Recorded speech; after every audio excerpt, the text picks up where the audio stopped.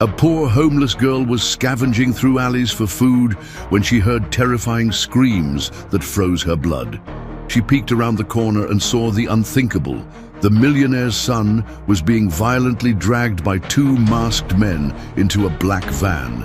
Without a second thought, she grabbed a wooden stick from the trash and dashed into the dark alley after the kidnappers. With her heart pounding out of her chest, she screamed, "Let him go now!" The men slowly turned around, and she realized she had done something dangerous. What happens next is shocking. The autumn sun cast a golden, melancholic light over Central Park, painting the fallen leaves in shades of copper and amber. For Richard, the park was both a refuge and a prison. His Italian leather shoes, polished to a mirror shine, trod with a silent dissonance on the gravel path, a costly sound in a place where poverty whispered from every chipped bench and in every tired laugh. At 35, he had built an empire from nothing, a colossus of tech and innovation that had earned him a fortune he could barely count. Yet, the weight in his chest was a liability no balance sheet could calculate. Every day, at the same time, he left the glass and steel tower that bore his name and walked these paths, not in search of leisure, but of a ghost. The ghost of a smile he had lost nearly 2 decades ago. A smile that haunted his dreams and made every achievement feel a little more hollow. It was on one of these afternoons, as his mind drifted from profit projections and delved into the painful memories of his adolescence, that a small, surprisingly clear voice pulled him from his trance. "Excuse me, sir." Richard looked down. Standing before him was a girl of maybe 8, with worn clothes and a face that bore a layer of grime that couldn't hide the vivid intelligence in her large brown eyes. She didn't hold out a supplicating hand, nor did she adopt the look of rehearsed pity he saw so often. She met his gaze with an out-of-place dignity, a seriousness that intrigued him instantly. "Would you have any spare change for something to eat? I haven't eaten yet today." The formality of her speech, the careful construction of the sentence, struck him more than any desperate plea. He saw in her not just hunger, but a brilliant mind trapped by circumstance. Instead of coins, Richard offered something better. "Wait here a minute," he said, his voice softer than the one he used in his boardrooms. He walked to a small deli just outside the park entrance and returned with 2 large turkey and cheese sandwiches and a bottle of orange juice. He sat on a nearby bench and held out one of the sandwiches to her. The girl accepted with a barely audible, "Thank you, sir," and began to eat with a delicacy that contrasted with her evident hunger. They sat in silence for a while. The only sounds the child's polite chewing and the rustling of leaves in the wind. Richard felt a strange calm. In that moment, he wasn't the billionaire CEO, he was just a man sharing a meal on a park bench. "What's your name?" he asked gently. "Leah," she replied between bites. "And yours?" The question caught him off guard. No one in the park ever asked for his name. "Richard." "Thank you for the sandwich, Richard," she said, testing the name in her mouth as if it were a new and interesting word. "You look sad, even when your mouth is smiling." The observation hit him like a stone, direct and precise. It was something his closest partners and even his family hesitated to say. This little stranger, with breadcrumbs at the corner of her mouth, had read his soul in under 10 minutes. He forced a smile that felt false. "Sometimes life leaves you missing things, Leah." He stood, feeling the conversation had become too personal, too dangerous. "I have to go now, take care." He turned to leave, his heart heavier than before, when her voice, as firm and clear as ever, stopped him again. "I know, especially when you're trying to get Project Aurora to work." Richard froze. His feet felt rooted to the ground. He turned back slowly, the blood running cold in his veins. How could she possibly know about Project Aurora, the top-secret codename for his newest philanthropic initiative, something he had only mentioned in a single closed-door meeting the week before? A chill ran down Richard's spine. sharper than the autumn breeze seeping through his designer coat. The world seemed to fall silent, the distant laughter of other children and the hum of the city fading into a vacuum of disbelief. He crouched, bringing himself to the girl's eye level, trying to decipher the mystery held in those brown irises. "Leah, how do you know that name? Who told you about Project Aurora?" His tone, usually calm and commanding, was now a tense whisper, a mixture of fear and fascination. Leah didn't flinch. She just shrugged with a disarming naturalness, as if the question were the most ordinary thing in the world. "I heard some men in suits talking here in the park the other day. They were talking loud. One of them seemed mad at you."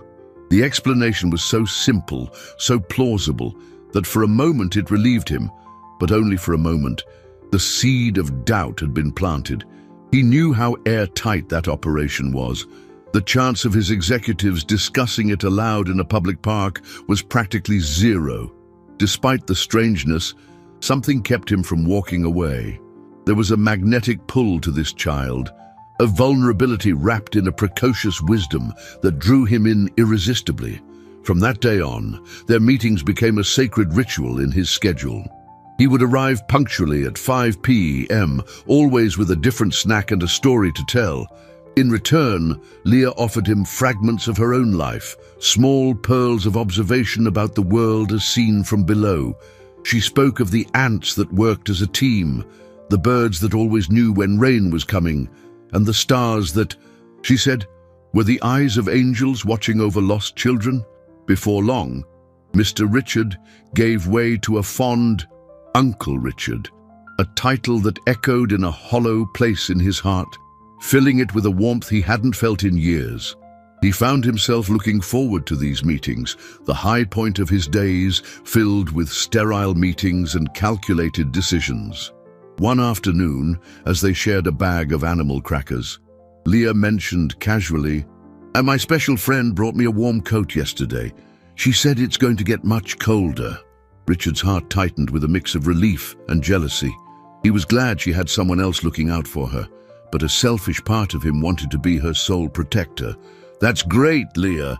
And who is this special friend of yours?" he asked, trying to keep his voice neutral. Leah's eyes twinkled with secrecy. "Oh, she's special. She doesn't like to be seen. Says it's better that way." Her evasiveness only sharpened his curiosity. Was it a social worker, another person helping her out? The idea of a mysterious figure in Leah's life unsettled him. He needed to know she was safe. He tried not to push, changing the subject to a book of fairy tales he had brought her, but the seed of doubt, planted at their first meeting, began to sprout more vigorously. Leah's intelligence, her knowledge of things she shouldn't know, was now compounded by the existence of this secret friend. He felt he was on the edge of a puzzle, far larger than the simple story of a street girl. As he read to her about princesses and castles, his mind wandered, trying to connect the dots that made no sense. He was getting too attached. He knew that. He was opening a door to pain, the same door he had bolted shut since his first love, Helena, had vanished from his life like smoke. Leah yawned, leaning her head against his arm for a moment, a gesture of pure trust that disarmed all his defenses. In that instant, he promised himself he would protect her, no matter the cost. As he was saying goodbye, Leah held his hand. "Uncle Richard," she said, her eyes locked on his, "why don't you like blackberry pie anymore? It used to be your favorite, right? The kind Helena's grandmother used to make." Richard's world stopped turning. The air thinned in his lungs, and for a moment, the sounds of the park became a high-pitched whine in his ears. Blackberry pie, Helena's grandmother. That was a detail so intimate, so deeply buried in the layers of his memory, that he rarely allowed himself to revisit it. It was a secret locked away in a dusty vault in his soul, a secret that belonged only to him and to her. The way the sugar caramelized at the edges, the scent that filled the small country kitchen, Helena's smile as she stole a piece before it was time, and now This sacred memory was on the lips of a child he barely knew, spoken with the same casualness as a comment on the weather. He gripped her by the shoulders, harder than he intended, his eyes searching her face for an answer. "Leah, who told you that? This is very important. You have to tell me who told you that story." The girl blinked, surprised by his intensity, but not frightened. There was a calm in her that disarmed him. "My special friend. She tells me stories to help me sleep. Sometimes the stories are about a sad man who lost the girl he loved."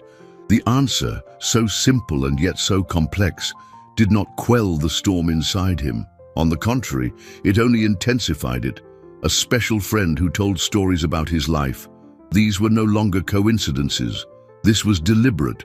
Someone was using Leah, this innocent child, to reach him, to poke at his oldest wounds. Why? Was this a cruel game, an attempt at extortion? His business-trained mind, adept at identifying risks and patterns, raced in every direction, but none made sense. The detail about the pie was too personal to be public knowledge. Only Helena would know. The possibility, as absurd as it seemed, hit him. Was Helena nearby? And if so, why would she communicate through a child instead of approaching him directly? He let go of her, running his hands through his hair in a gesture of pure frustration. "Leah, this friend of yours, do you know where she lives? What's her name?" Leah shook her head. "She won't tell me. She says it's a secret, for her safety. But she's good, Uncle Richard. She takes care of me." The loyalty in the girl's voice was unshakable. Richard realized he wouldn't get anything more from her today. He was looking at a piece of a puzzle, while the person holding the complete picture hid in the shadows. The simple joy these meetings had brought him was now tainted by a dark and painful mystery.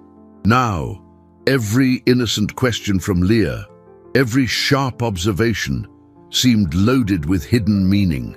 He felt watched, analyzed by a ghost from his past. That meeting ended differently. The familiar warmth was replaced by a palpable tension. Richard said his goodbyes with his mind racing. As he got into his car, the silence of the leather interior seemed to amplify the chaos in his thoughts. He picked up his phone and called Mark, his head of security and only confidant. "Mark, I need a favor, a discreet one. I want you to look into every social worker, volunteer, anyone who works with street kids in the Central Park area. I'm looking for a woman. I don't have a name, no description. Just look for anything out of the ordinary." He knew it was a shot in the dark, an almost impossible task, but he had to do something. He could no longer be a passive participant in this strange game. He needed to understand who was moving the pieces. As he drove away from the park, the image of Leah's face was burned into his mind. He was becoming dangerously attached to this girl, and now she was the key to unlocking the pain that had defined him for so long. He felt himself being pulled back into a past he had fought so hard to forget. And the idea both terrified him and ignited a forbidden spark of hope in his heart. Stopping at a red light, he glanced at his reflection in the rearview mirror. The man staring back looked older, more tired. And then he remembered another question Leah had asked just before he left, a question that haunted him even more than the one about the pie. She had said in a whisper, almost as a stray thought, "Uncle Richard, did you ever wonder why Helena's favorite flowers were sunflowers, even though she was allergic to them?" Sunflowers. The mention of those flowers was like pouring salt into a wound. Richard vividly remembered the day he discovered Helena's allergy. They were 16, and he had picked a sunflower from a garden on his way to meet her, a gesture he thought was the height of romance. Her reaction, however, was not what he expected. Her eyes watered, her nose turned red, and she began to sneeze uncontrollably. Between sneezes, she laughed, a genuine, infectious laugh that turned the disaster into a cherished memory. "I love them from a distance," she had said, "because they always search for the light, no matter how dark it is, even if they hurt me up close." That sentence had become a metaphor for their relationship. something he only understood years later. Their closeness, so full of light, had ended up causing him immense pain. And now, that memory, so specific and bittersweet, was back, brought by the same mysterious little girl. The conclusion was inescapable. Leah's special friend wasn't just someone who knew Helena, she was Helena. The revelation left him reeling, a whirlwind of conflicting emotions warring inside him. Anger for being abandoned without a word, pain for the wound that never healed, and beneath it all, a treacherous undercurrent of hope. If it was her, why was she hiding? Why use a child as an intermediary? He needed answers. The investigation he'd asked Mark to run was no longer enough. He had to act, to force the hand of this ghostly figure. The third week of his meetings with Leah began with a new strategy. Richard would no longer ask direct questions.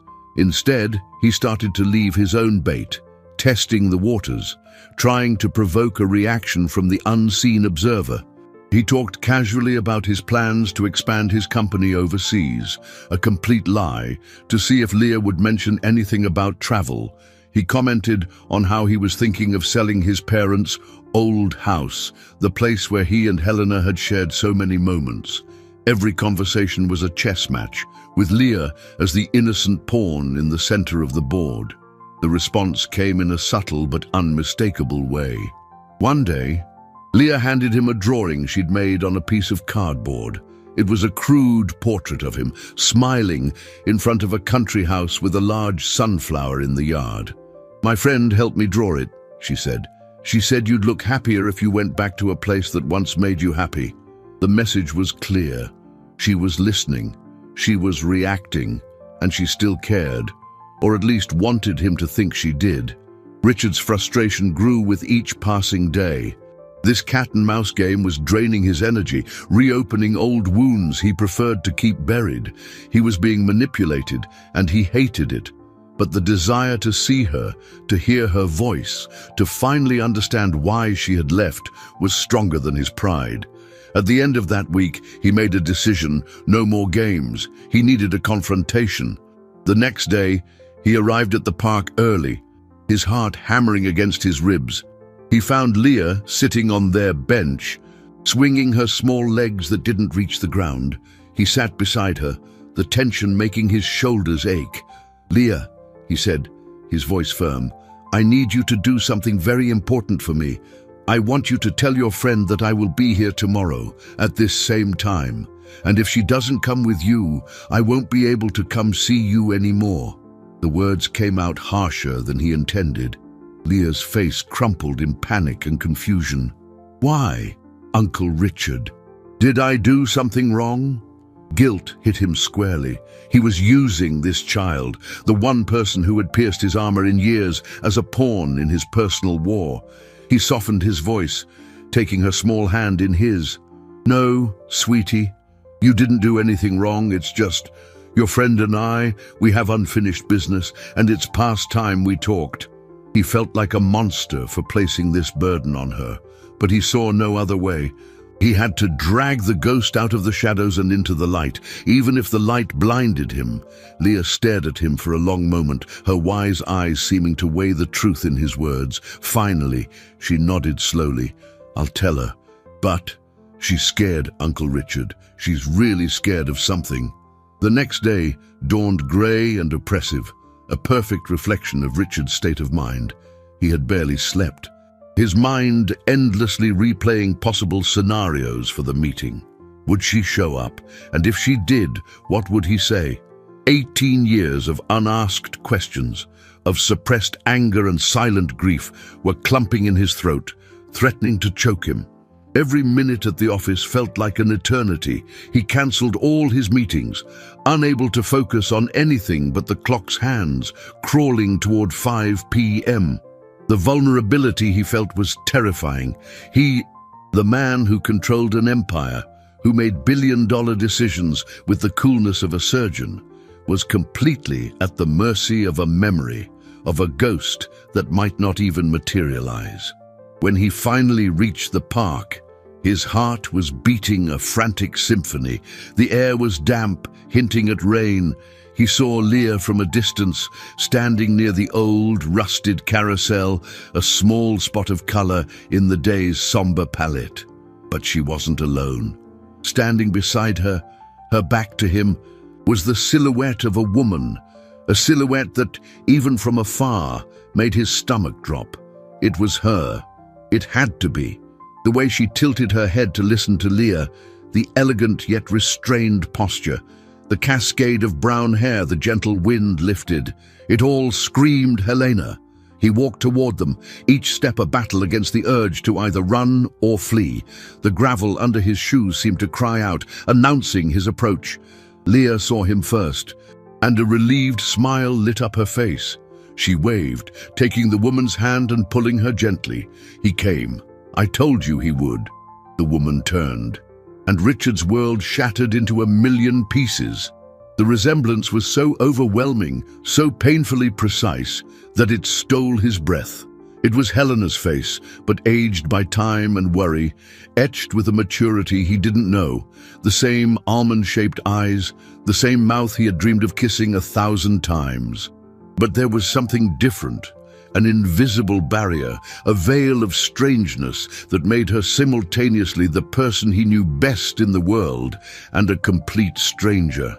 The shock was physical, a blow to the chest that made him stagger. For a moment, the park spun, the colors blurring into a meaningless smear. He reached out, steadying himself against the trunk of a tree. "Helena!" His voice came out as a rasp, a fragile sound that didn't seem his own. The woman watched him, her face a mask of studied calm, but he could see the panic flickering deep in her eyes. She took a step forward, Leah holding tightly to her hand like a small anchor in a storm. "Hello, Richard," she said, her voice sounding just as he remembered, but with a tone that chilled him. It was the voice of a polite stranger. "Leah has told me so much about you. I appreciate everything you've done for her." She spoke as if they were being introduced for the first time, as if the hundreds of memories they shared didn't exist. Richard's initial shock began to curdle into a wave of confusion and anger. What was this? Another game? Was she going to pretend she didn't know him? He felt the ground disappear from under him, reality twisting in a cruel way. The little girl, Leah, looked from one to the other, an enigmatic, childlike smile on her lips, as if she were the only one who understood the true nature of this impossible meeting. "You must have me confused with someone else," the woman continued, before he could form a coherent sentence. Her denial was like a slap. "My name is Laura Mendez." She held out her free hand, a formal, distancing gesture. Richard stood frozen, staring at her hand, and then at her face. It was a lie so blatant, so absurd, that he didn't know how to react. He could see the truth in her eyes, the Helena he loved hiding behind the facade of Laura. A helpless fury began to build inside him. After all these years, after all the suffering, she found him only to erase their past with a single sentence. At that moment, he didn't know what was worse, the 18 years of silence or the lie she was telling now. Looking straight into his eyes, Laura's outstretched hand hung in the air between them, an impassable chasm. Richard ignored it. His eyes were locked on hers, a silent battle of wills. "No," he said, his voice low and charged with an intensity that made Leah flinch slightly. "I'm not mistaken. I could go 1,000 years without seeing you and I'd still recognize your eyes anywhere, Helena." The name came out as both an accusation and a plea. He wanted her to break, to admit the charade, to give him at least the dignity of the truth. But the woman, Laura, Helena, whoever she was, maintained her composure. She slowly withdrew her hand, her face shuddering, becoming an impenetrable fortress. "I'm sorry, sir. You must have known someone very special with that name, but that's not me." The coldness in her voice was a sharp blade, severing the last thread of hope he had been clinging to. The discomfort of the situation was almost unbearable. "Leah, sensing the emotional storm brewing between the two adults, tried to intervene. "Aunt Laura, this is Uncle Richard. He's really nice. He brings me sandwiches and reads me stories." The girl's innocence was a painful contrast to the complex drama unfolding. Laura forced a smile for the child, a tense spasm of her lips. "I know, sweetie, and I'm very grateful, but I think it's getting late. We should go." She tried to turn away, but Richard stepped forward, blocking her path. He couldn't let her go, not again, not like this. "Why?" he asked, his voice breaking. "If you're not Helena, then why do you know about the blackberry pie? Why do you know about the sunflowers? Why does a little girl on the street know the code name of my most secret project?" Each question was a shot in the dark, but he saw a flicker of panic in her eyes before she masked it. "Leah is a very observant girl," she replied, her voice a little less steady. "She hears things. Kids are like that. As for the other things, they must be unhappy coincidences. I'm sorry if I've caused you any pain." The excuse was so weak, so transparent. It was almost an insult. Richard's anger began to give way to a deep, weary ache. He no longer had the strength to fight this wall of denial. He felt like a fool, chasing a ghost that, even in the flesh, refused to be real. He looked at Leah, who was now clinging to Laura's leg. Sensing the woman's fear and confusion, he realized his insistence was scaring them both. With a sigh of defeat, he stepped aside, clearing the path. "Fine," he said, his tone resigned. "Be whoever you want to be." He knelt to Leah's level, forcing a smile that didn't reach his eyes. "I'll see you tomorrow, kiddo." Leah looked up at Laura, seeking permission. Laura hesitated for a moment, a silent war waging on her face. Finally, she gave a minimal nod. "Okay, but we really have to go now." She pulled Leah by the hand and walked away quickly, without looking back. Richard stood frozen, watching the two figures recede until they were just silhouettes against the dying light of the afternoon. He felt hollowed out, as if he'd run an emotional marathon and lost. Her denial was more painful than her absence. Her absence had allowed him to idealize, to dream. Her denial forced him to face a cruel reality. The woman he loved, or someone who was her exact copy, wanted nothing to do with him. He remained there for a long time, until the park began to empty and the lampposts flickered on, casting long, lonely shadows on the ground. He had to understand. Her motive was the key to everything. Fear, shame. There was something more, something he couldn't see. As he walked back to his car, his phone rang.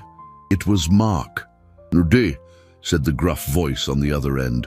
"We found something. I don't know if it means anything, but there's a nurse at the public hospital downtown named Laura Mendez. She fits the age range and started working there about 5 years ago. But that's not the interesting part. According to hospital records, she has one regular visitor, an 8-year-old girl she's unofficially treating for a chronic medical condition. The girl's name is Leah." The information landed like a bomb. Suddenly, the dynamic shifted. The special friend wasn't just a protector. She was the caregiver of a sick child, and that child was the bridge between them. The game had just become much more serious. Mark's revelation reconfigured the entire chessboard in Richard's mind. This was no longer just a personal, painful mystery. There was a sick child at the center of it all. Helena's, or Laura's, refusal to acknowledge him took on a new layer of complexity. She wasn't just protecting herself, she was protecting Leah. The selflessness he had always loved in her was still there, fierce and unwavering, even if it was now aimed at him like a weapon of detachment. During the 4th week, he changed his approach drastically. No more confrontations, no more questions about the past. He would play her game, become Uncle Richard to the protégé of Laura, the nurse. He would use the one connection she couldn't deny, Leah's well-being, to stay close. He began bringing not just snacks, but also fresh fruit, vitamins, and even warmer clothes for the girl. all under the guise of simple generosity. Laura, who now accompanied Leah to every meeting, watched him with cautious suspicion. Her looks were a mixture of gratitude and apprehension. She spoke little, responding to Richard's attempts at conversation with polite monosyllables, always maintaining a safe distance. But he saw the cracks in her armor. He saw the relief in her eyes when Leah ate an apple with gusto, saw the tension in her shoulders relax slightly when he made the girl laugh. They formed a silent truce, a fractured, makeshift family bound by their love for this child. For Richard, each meeting was a bittersweet torture. Being so close to her and yet so far was a constant reminder of what he had lost. He studied her every gesture, every inflection in her voice, searching for the Helena he knew beneath Laura's surface. And sometimes he found her, in the way she brushed a stray lock of hair from her face, in the small smile that escaped when Leah said something funny. On one particularly cold afternoon, Richard found them sitting on a more secluded bench. Leah was pale and quiet, wrapped in a blanket he had brought the day before. Laura was checking the girl's temperature with a hand on her forehead, her face creased with worry. "She's not well today," Laura said, her voice low, momentarily forgetting her distant facade. "The fever is back." Richard's concern was instant and genuine. "What does she have? What can I do to help?" Laura hesitated, suspicion battling with need. "It's a chronic condition, a rare immune deficiency. She needs constant medication to stay stable." The confession hung in the air, a moment of vulnerability that broke the silence between them. "I can get the medicine, but sometimes it's not enough." In that instant, the barrier between them seemed to melt. He was no longer the haunting ex-boyfriend. He was an ally in the battle for Leah's health. He sat down next to them, his shoulder almost touching hers. "Let me help. For real. I can get her to a specialist, cover the treatment, anything." She looked at him, her eyes shining with unshed tears. For a second, he thought she would break, that the truth would finally come out. But she shook her head. "I can't. It's complicated." Before he could press her, Leah began to cough, a dry, racking cough that shook her small frame. The girl bent over, her face contorted in pain, and suddenly, her eyes rolled back and her body went limp, collapsing into Laura's arms. Panic took over. Laura screamed her name, shaking her gently, but Leah was unresponsive. Her already pale skin took on a bluish tint around her lips. "She's not breathing right," Laura cried, terror stripping her of all composure. "Richard, help me!" Without a second thought, Richard scooped the girl into his arms. She was terrifyingly light. "My car is close. We're going to the hospital, now."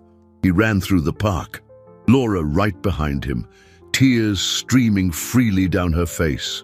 The world narrowed to that single moment, the fragile weight of Leah in his arms, the desperate sound of Laura's ragged breathing, and the primal fear of losing the most important thing in their lives. On the way to the hospital, as Laura tried to rouse the girl in the back seat, her phone slipped out of her purse. Richard, eyes glued to the road, saw the screen light up. On it, a photo. A photo of a younger Helena, smiling, holding a baby version of Leah. And beneath the photo, a contact name flashed insistently, Dad. The rhythmic, insistent beep of the heart monitor was the only sound breaking the tense silence of the hospital room. Leah lay in the bed, small and frail amidst the sterile white sheets, an IV line taped to her tiny hand. Richard and Laura sat in uncomfortable chairs on opposite sides of the room, a distance that seemed to represent the emotional chasm between them. The image from the phone screen, Dad, was seared into Richard's mind. Helena, Leah, and a father. The revelation hit him with the force of a gut punch, rewriting 18 years of his personal history with a single word. The pain of loss he had carried for so long was now mixed with a new, more bitter and complex feeling. Betrayal. She hadn't just left him. She had left him for someone else, had a child with another man. And that child was Leah. Leah's medical crisis had forced an alliance between them, but Richard's discovery had created a new, insurmountable barrier of silence. He couldn't look her in the eye. Every glimpse of her face, so painfully familiar, was now a reminder of his own naivete, of a love he thought was unique and had apparently been replaceable. Laura, for her part, seemed to have completely shut down. The terror of Leah's collapse had left her exhausted and vulnerable. She huddled in her chair, arms crossed over her chest, as if to shield herself from the world, or perhaps from him. She knew he'd seen the phone. He could feel the weight of the unspoken secret between them, thick and suffocating. A doctor entered the room, breaking the tension. He was an older man with tired but kind eyes.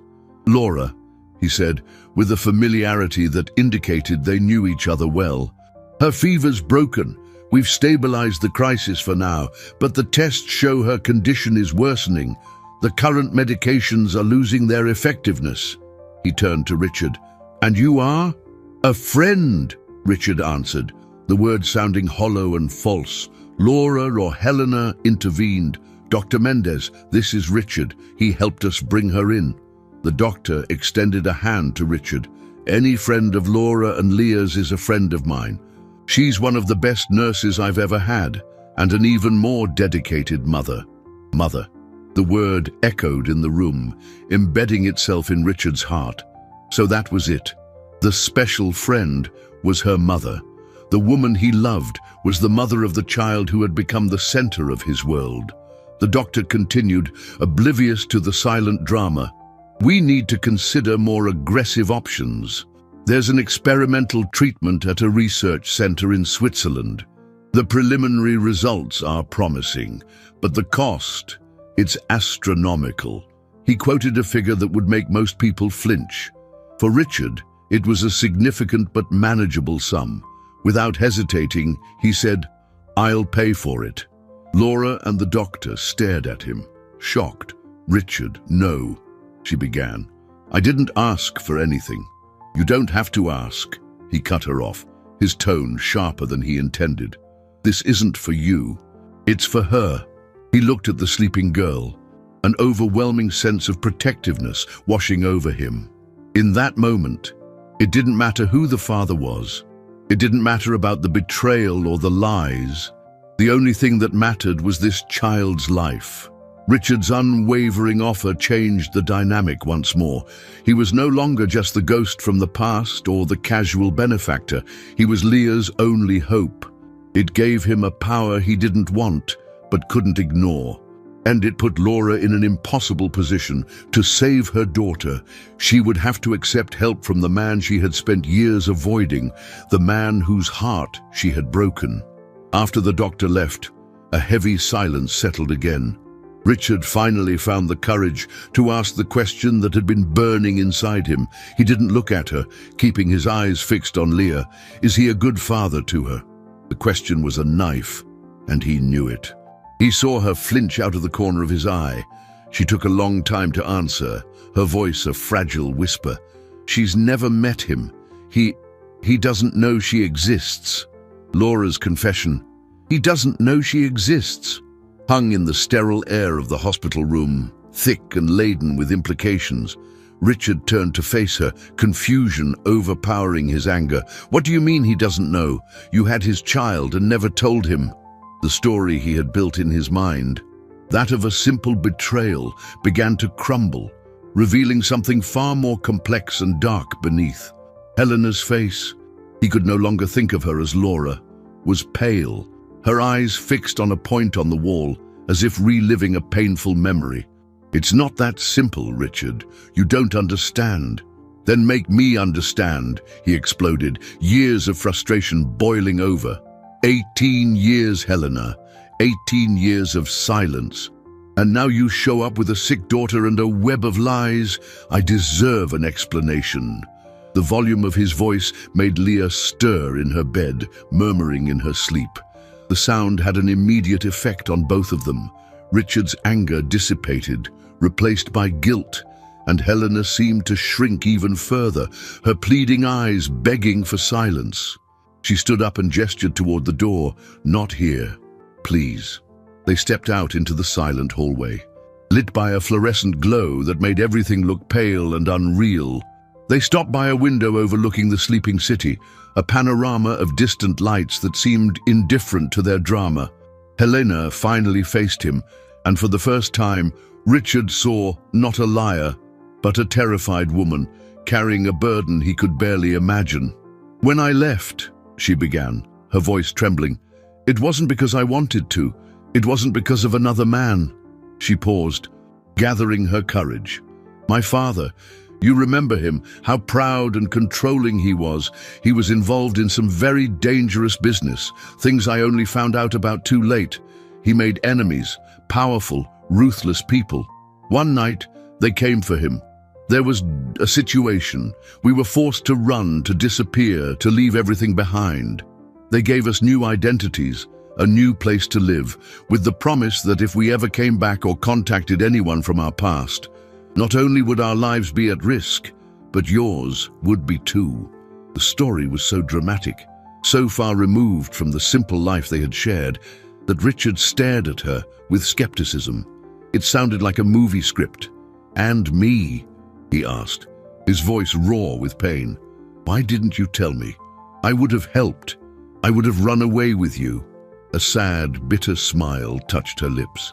"You were a 17-year-old boy, Richard. What could you have done against men who don't think twice about erasing an entire family? Involving you would have been a death sentence. My father made me swear. Leaving you was the hardest thing I've ever done, but I did it to protect you." The selflessness in her words, the idea that her disappearance had been an act of love, not abandonment, was a difficult pill to swallow. It challenged the victim narrative he had cultivated for nearly 2 decades. "And Leah?" he asked, his voice softer. "I found out I was pregnant a few weeks after we left. I was alone, with a new identity, in a strange city. I had to raise her in secret, always looking over my shoulder, always afraid they would find us." The story, as fantastic as it seemed, began to fill in the gaps, to explain the paranoia, the fear, the need to hide behind a fake name. She hadn't betrayed him. She had protected him. The weight of that realization crushed him. For all these years, he had hated her for abandoning him, when in fact she had sacrificed her own happiness for his safety. Guilt flooded him, an overwhelming wave of remorse for his behavior, for his accusations. He looked at her, truly saw her for the first time since they had reunited, not the ghost of his past, but a woman who had survived an unimaginable hell, a mother fighting desperately to save her child. He took a step toward her, the chasm between them finally beginning to close. He wanted to say he was sorry, that he understood, that he forgave her. But before the words could form, her phone vibrated. She glanced at the screen, and all the color drained from her face. The panic returned to her eyes, 10 times more intense. "They found me," she whispered, pure terror in her voice. "They're here. In the city." Helena's declaration, "They've found me," fell into the silent hospital corridor like a death sentence. The air grew heavy, charged with the palpable fear radiating from her.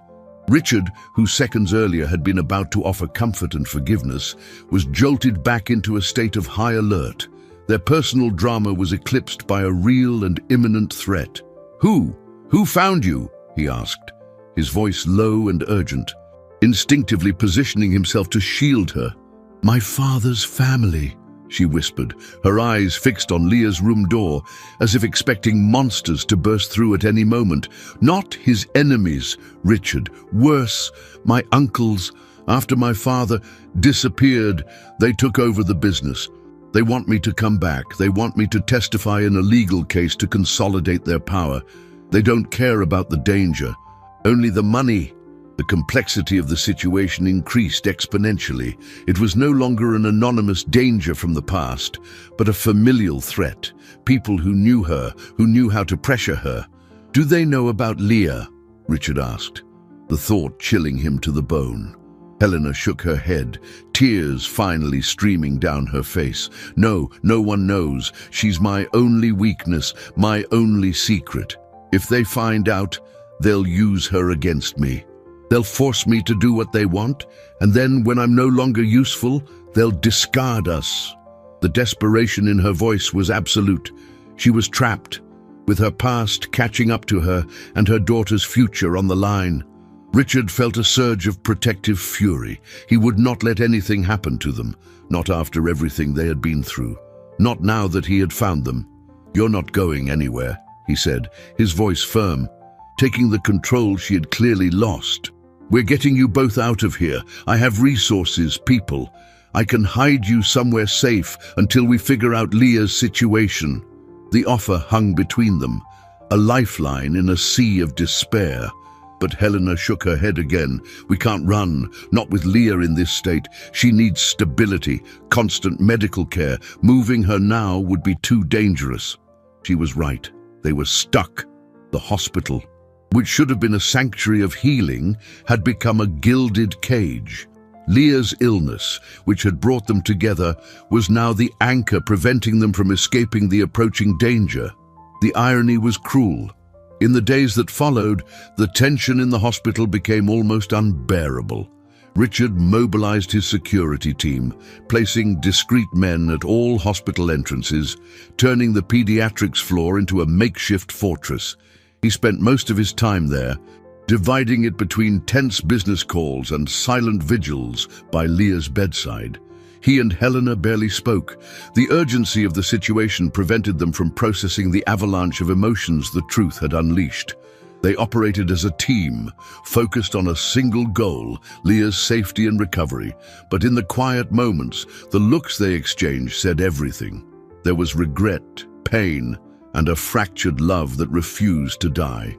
While Leah's condition remained stable but precarious, the external pressure mounted. A man in an expensive suit, introducing himself as the family's lawyer, showed up at the hospital, demanding to speak with Laura Mendez. Richard's security turned him away, but the message was clear. They knew where she was. The threat was no longer a shadow. It had a face. Helena grew paler and more withdrawn. She barely ate, barely slept, the fear corroding her from the inside. Richard felt helpless. His fortune, his power, all seemed useless against this kind of enemy. He could buy the best treatment in the world for Leah, but he couldn't erase Helena's past. On one particularly long night, he found her crying silently in the hallway. He approached and, for the first time, placed a hand on her shoulder. The contact was electric, a recognition of years of distance. "We're going to get through this," he said, more to convince himself than her. "We'll find a way out." She looked up at him, her eyes red and swollen. "There is no way out, Richard.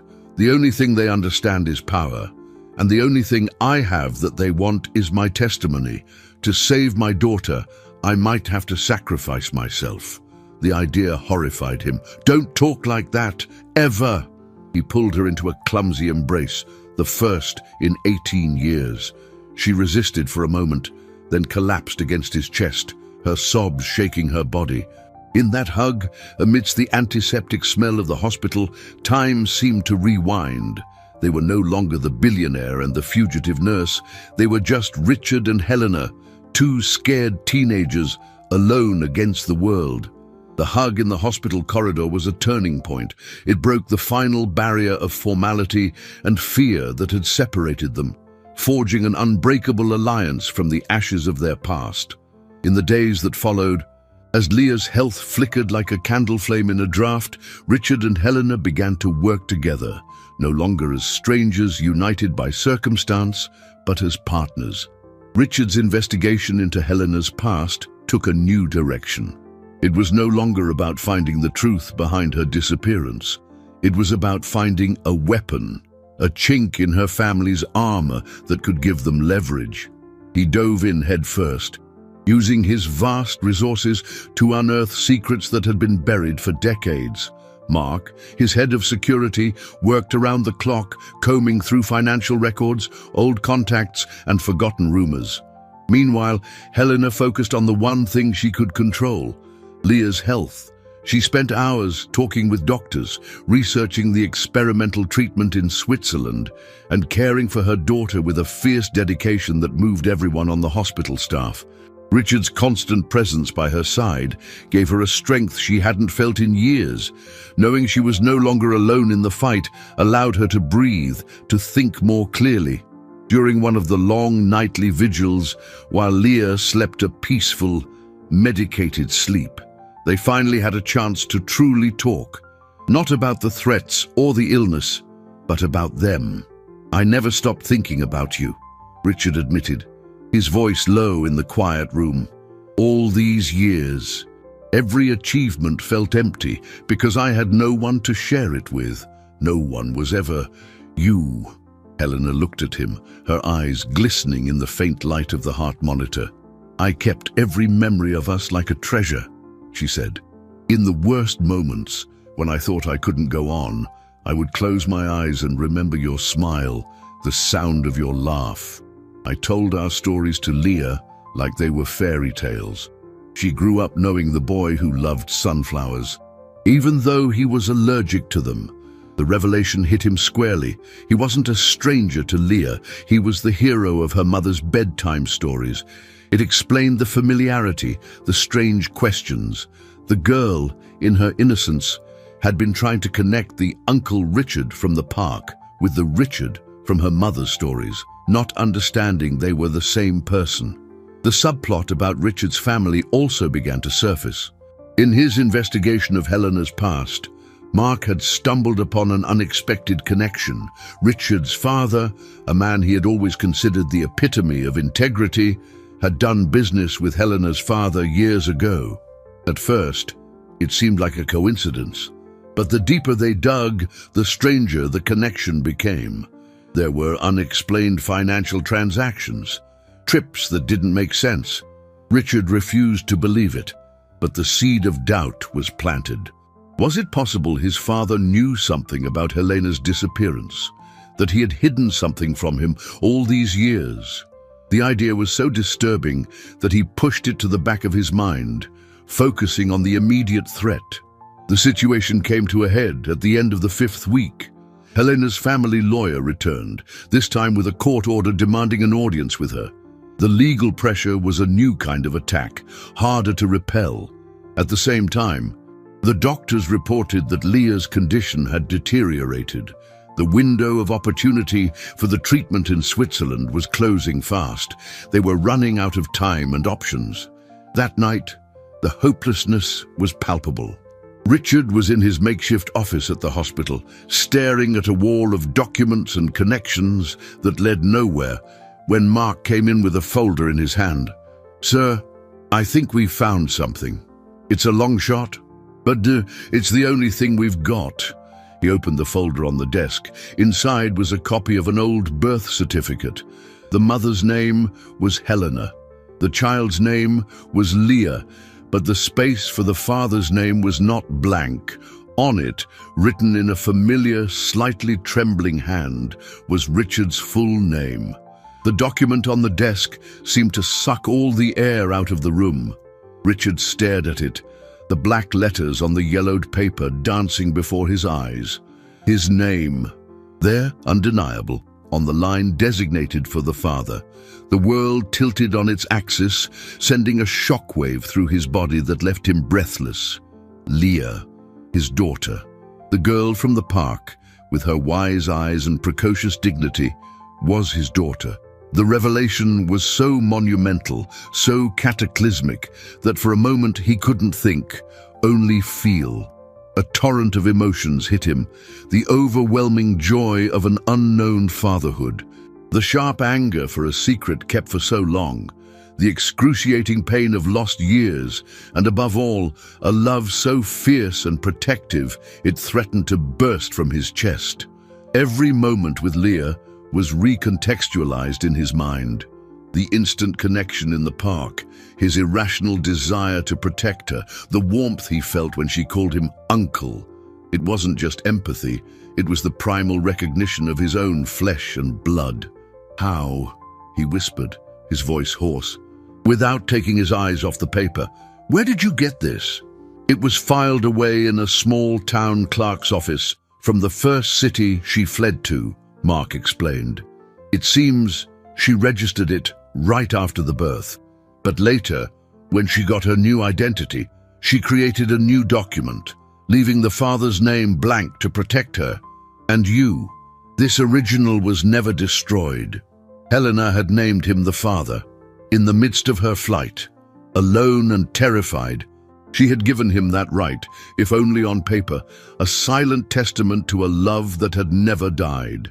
The anger he had felt at her for hiding this from him dissolved, replaced by a deep, painful understanding. She hadn't hidden Leah from him.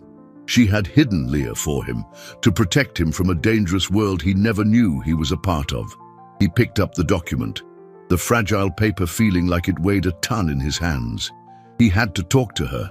Now, he strode down the hall, his heart hammering a furious rhythm against his ribs. He found her in the room, dozing in an armchair beside Leah's bed, exhaustion etched on every line of her face. He stopped at the door, watching them, mother and daughter, his daughter. The sight filled him with a tenderness so intense it ached. He entered quietly and touched her shoulder. She woke with a start, her eyes wide with fear, which softened when she saw him. "Richard, is something wrong with Leah?"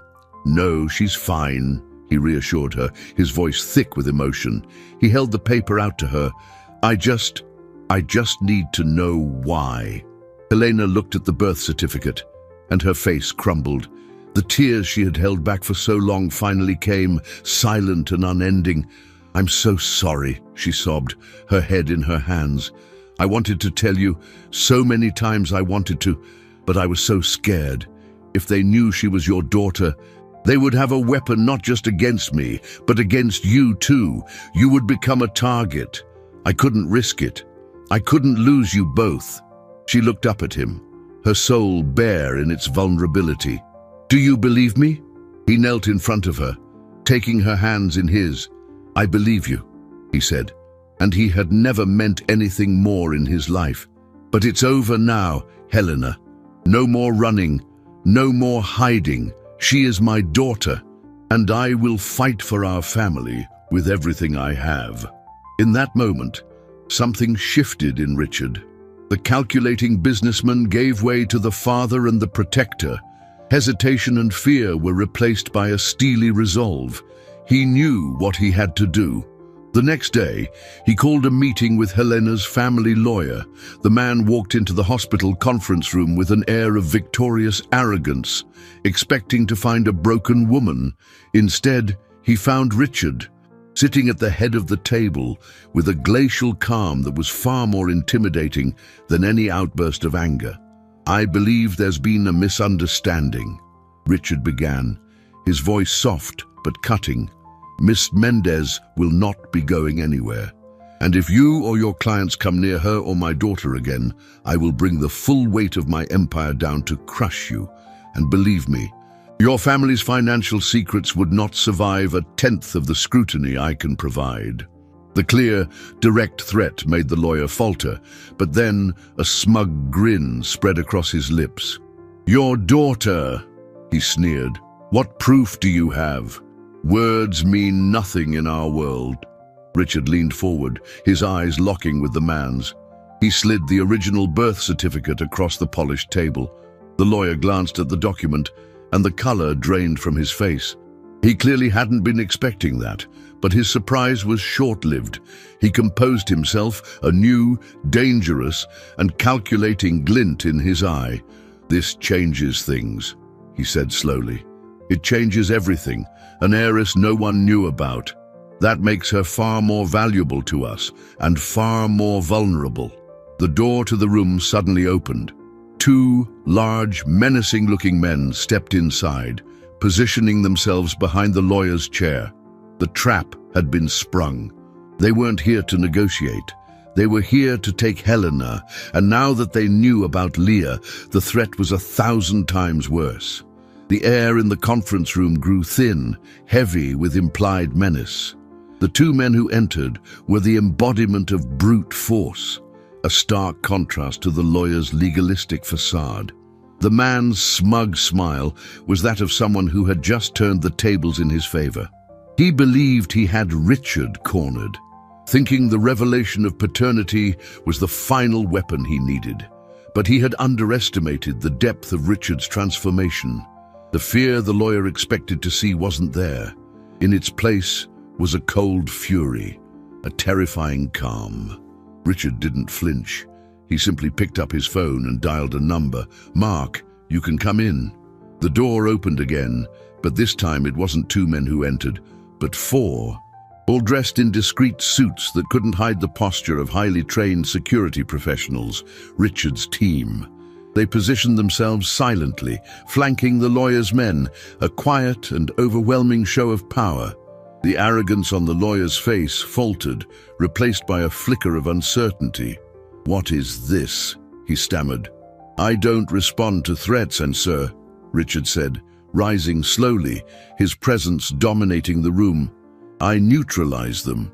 You and your men will leave this hospital now, and you will relay a message to your bosses. The hunt is over.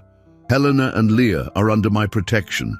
Any attempt at contact, any shadow that comes near them, will be considered a direct act of aggression against me. And I am a far more dangerous enemy than Helena's father ever was." He paused, letting the weight of his words settle. "Oh, and one more thing. Mark, show him." Mark handed a tablet to the lawyer. On the screen was a series of documents, offshore bank statements, records of properties in tax havens, the irrefutable proof of the financial misconduct Helena's family was trying to cover up with her testimony. "I don't need her testimony," Richard continued. "I have everything right here. If she is forced to testify, this entire file will be sent to every regulatory agency and media outlet in the country. You wanted to consolidate power. I can destroy what little you have left with the push of a button. The choice is yours." The lawyer looked from the screen to Richard's impassive face, sweat beading on his forehead. The hunter had become the hunted. He gave a stiff nod, gathered his men, and left the room without another word. The danger that had haunted Helena for 18 years had been dismantled in less than 10 minutes. With the external threat neutralized, the most important challenge remained: saving Leah. Richard didn't waste a second. He mobilized his fortune and influence, contacting the research center in Switzerland. He not only funded the treatment, but chartered a state-of-the-art air ambulance, equipped with a full medical team to ensure Leah's transfer was as safe as possible. Helena, free from the fear that had paralyzed her for so long, could finally focus entirely on her daughter's recovery. The gratitude in her eyes, every time she looked at Richard, was something he would cherish forever. They became a unit, making decisions together, sharing hopes and fears. Before they left, Richard needed to resolve one last thing. He went to visit his father, taking the evidence of the business connection Mark had discovered. His father, an old and frail man, listened in silence. When Richard was done, the old man sighed, a sound heavy with the weight of decades. "And I knew," he said, his voice weak. "Helena's father came to me the night they fled. He told me everything, begged me not to tell you anything, to keep you safe. Keeping that secret was the greatest burden of my life. I watched you suffer all these years and couldn't do anything. Can you forgive me?" The revelation was shocking, but somehow liberating. There had been no malice, only a misguided paternal love. Richard looked at his father and saw not a traitor, but a man who, like Helena, had made a terrible sacrifice to protect him. "There's nothing to forgive," Richard said, and embraced him, healing a wound he never knew he had. The journey to Switzerland was tense but filled with hope. They never left Leah's side. At the research center, the girl was received by a team of specialists.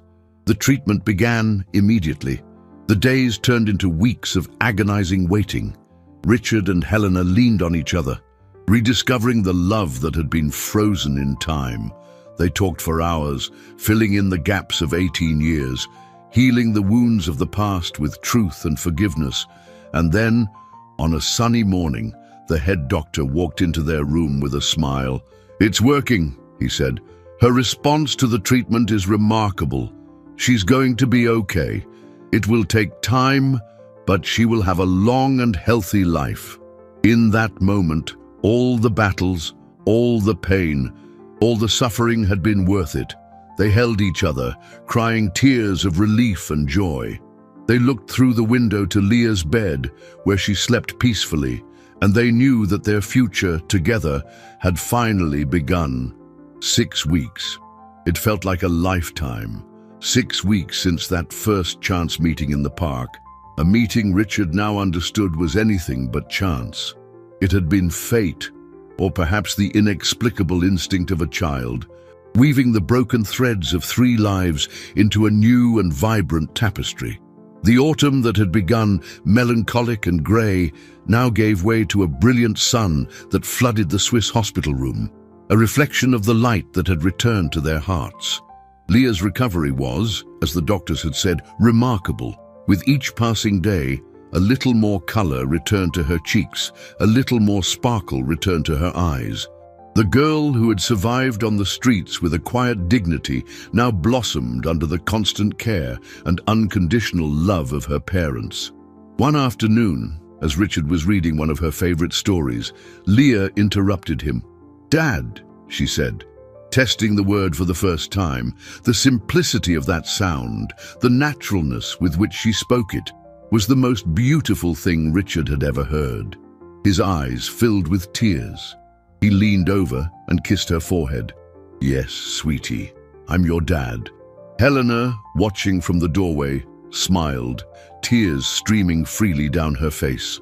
There were no more secrets, no more fear, just a family finally whole. During the recovery period, they made plans. Richard decided to start a foundation dedicated to providing cutting-edge medical care for underprivileged children, naming it the Sunflower Foundation, in honor of the flowers Helena loved, for always seeking the light. Helena, in turn, planned to use her nursing experience to oversee the foundation's projects, ensuring the help reached those who needed it most. When Leah was finally discharged, they didn't return to the life they had before. Richard sold his impersonal city penthouse and bought a house in the countryside with a large garden and a swing hanging from a sturdy tree. It was a place to put down roots, to build new memories. One day, as they were unpacking boxes, Helena approached Richard, holding something in her hands. It was a small, worn journal. "I wrote this in the early years," she said, "so that one day Leah would know the truth about her father, about how much I loved him." Richard took it, his hands trembling. He didn't need to read it to know what it said. He could see it in her eyes. Their love hadn't been lost. It had just been kept safe, waiting for the right moment to bloom again. The emotional climax of their journey was not a grand event, but a simple, quiet moment. On a sunny afternoon, the 3 of them were in the garden. Leah, now running and laughing, chased butterflies, her energy a testament to her healing.